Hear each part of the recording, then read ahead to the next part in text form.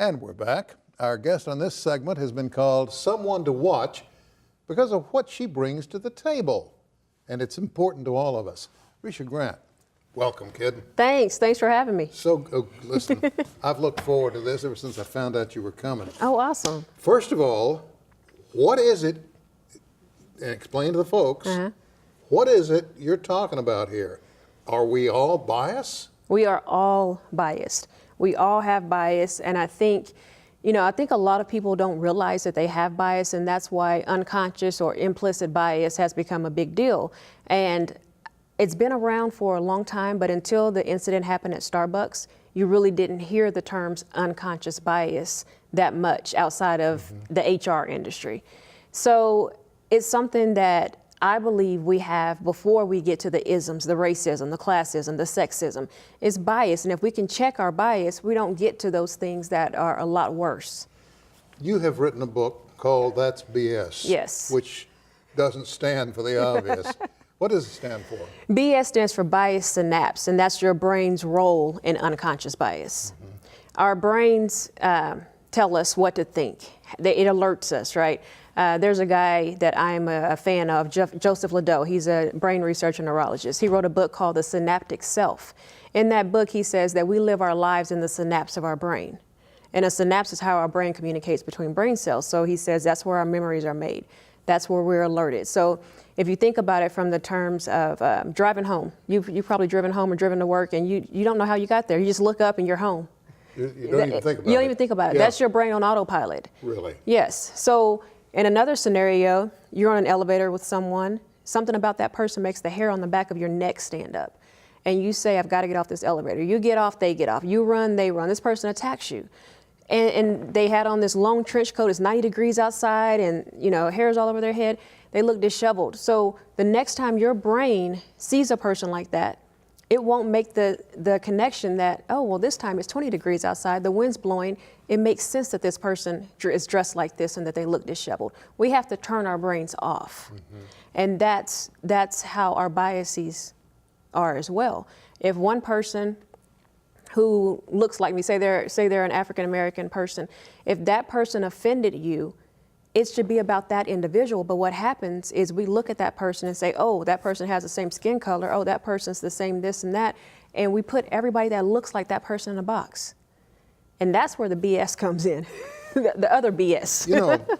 Many years ago, I interviewed a man who, I was just starting in the business.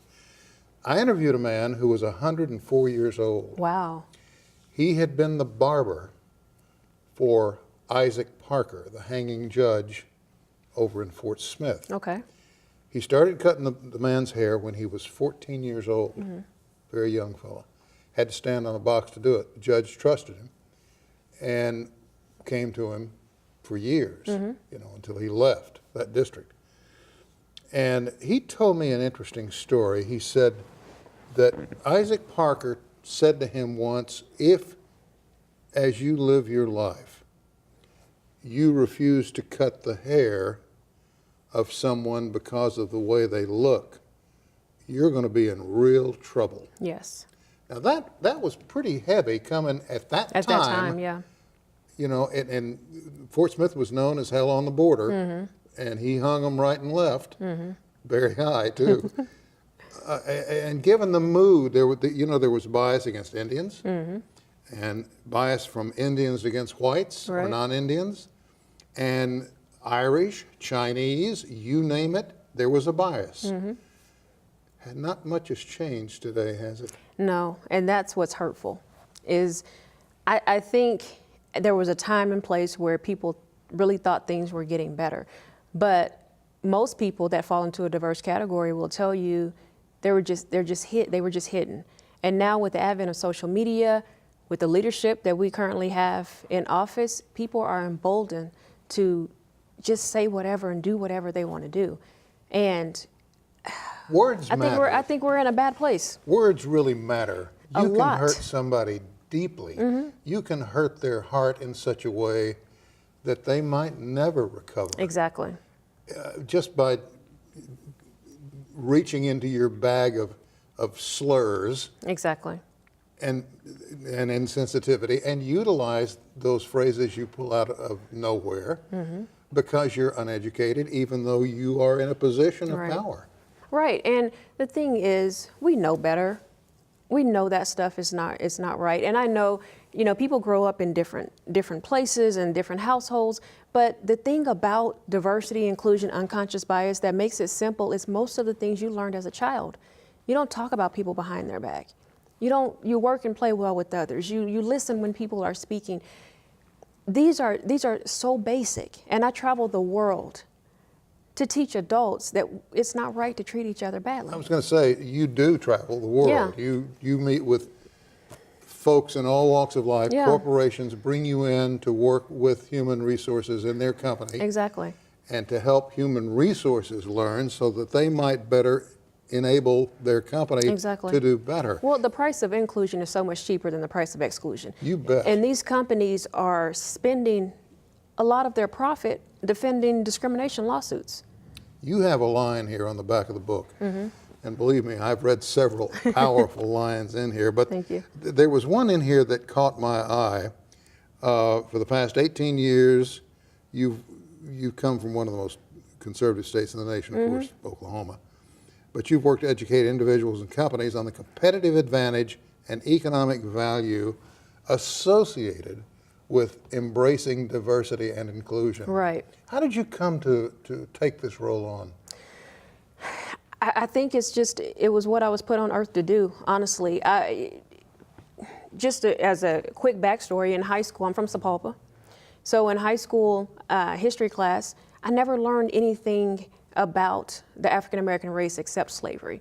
Of course, there's Martin Luther King and Malcolm X and some of the people, more well-known people that we know about. But for the most part, it focuses on slavery. And I thought, who were those people before they were slaves?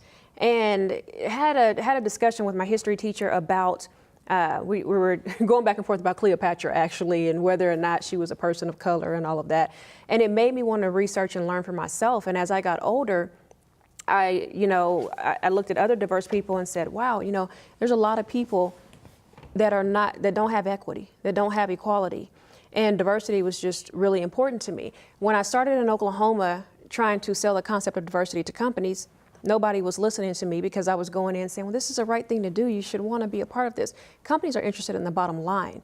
So I had to go back, retool, and look at the economics of it. If you look at the African American community, they bring in about $1.2 trillion. Hispanic about $1.5 trillion. Disabilities at $900 billion. LGBTs over $1 trillion. Women over $5 trillion. So when you look at that, you're talking about $14 trillion in disposable income. This is money these communities have to spend after they pay their bills. But so many studies still show 49% of our marketing directors are not earmarking dollars for multicultural marketing. The color's green. It's not black. It's not white. It's not brown. The color's green for companies. That's what they should be interested in. And then, of course, it's just socially responsible and corporate responsibility to treat people with common decency and respect. Goes without saying. It should. There are two elements I want to bring to the table before I let you slip out of here. And will you come back? I will come back. I would love to. Promise me. Promise. Years ago, there was a postman in New York City that discovered he was black. He discovered that there were places outside of New York where black people and their families could not spend the night. Hotels and motels, restaurants where they couldn't eat. But there were also hotels where they could stay and motels, and there were restaurants where they could meet. So he put together a book called The Green Book. And that became a guide for black people in New York and New Jersey who wanted to travel west. And they'd get a copy for 50 cents of The Green Book. And they followed it religiously and discovered other places, and they'd go to the postman, he would include it. That book now rests in the Smithsonian. Wow. Copies of it. The other thing is, there used to be a lady here in town named Cleora Butler. Cleora Butler, her mother was a cook. They were not a poor black family, but they weren't well off. Right. But she was a cook for one of the major oil men in this region. Cleora wrote a book about some of her recipes, and it wasn't discovered until after she died what an impact she made, because the recipes in those books can be found in Julia Child's book. Oh, wow. So you see there was a connection there between white and black. And I mean, it just goes without saying, what you just mirrored for me Yeah. is there. It's the green It's we got to the pay green. attention to. And then diversity is enriching. I mean, just, you They're know. wrapping me up, and I'm so sorry. That's fine. I am so sorry. You will come back. I will come back. I have your word on it. You have my word on it. By golly, I'm going to hold you to that. May show up at your I'll office be with a looking forward sign. to it. Hey, you're a great person, and I appreciate the job Thank you're doing, you. gal. Thank you. Thank you Thanks. for being a part of it. That's all the time we have for this edition of Perspectives.